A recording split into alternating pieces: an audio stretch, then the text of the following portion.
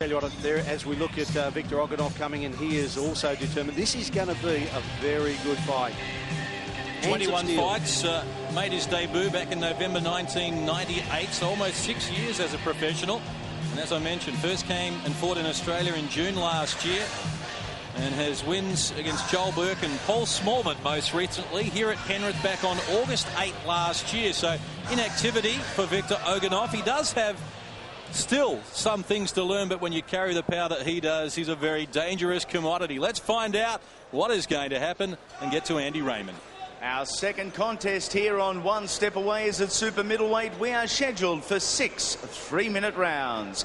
Introducing first in this interstate contest from the red corner. He hails from Victoria, weighed in at 76.1 kilograms. 13 fights, 8 wins, 4 inside the distance. A current Victorian light heavyweight champion, a former PABA champion, trained by John Merkovich. Ladies and gentlemen, Steward Moller. Fighting out of the blue corner, originally from St. Petersburg, Russia, he now calls New South Wales home. 75.65 kilograms. He has trained at the Zoo Academy. 21 fights, 21 wins, all inside the distance. Ladies and gentlemen, Victor the Destroyer Oganov. Your referee for the contest for the first time tonight is Mr. Brian McMahon. Your 3 ringside judges are Anthony Shipley, Charlie Lucas and Alex Fraser. Okay.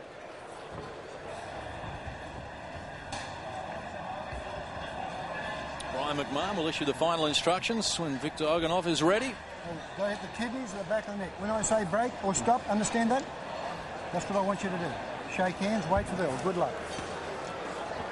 Well, Stewie Moller has only lost 1 of his last 10 fights. Interestingly, Moller lost his first 3, then got his act together. He's a current Victorian champion. His last start was October last year. He beat Jawan Dowling for the PABA super middleweight title. Dowling subsequently has won the Australian title. Will fight Mundine. I don't know, Brad. Stewie Moller's thinking upset here. Oh, sure. Very much. And let me tell you that the only thing that I think is going to hurt Victor also is his inactivity. And Stewie has a very long reach. He likes a challenge. But Victor has incredible power and can turn a fight around just with one punch. But Stewie Moller is not one of those blokes that you can just go in there and blast out. It'll be very interesting to see as Victor goes to wide. Big power, right hand. He's dropped him here inside 30 seconds. He's hurt too, John. Unsteady on his feet. 8, 9, 10. Come here. Over. No, it's all over. Victor Oganov has come up with a big result. Come on. Stewie Moller doesn't like the decision. He was softened up by a short right from Oganov. The second overhand right finishes the contest very quickly indeed.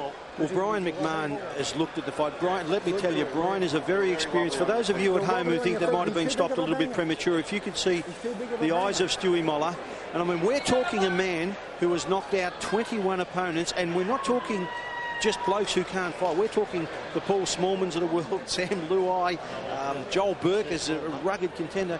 I mean, he hit him on the head with that right hand. This man has incredible power, absolutely. And let me tell you, Stewie Moller, there's no backward step in him. He'll walk through the brick wall rather than walk around it.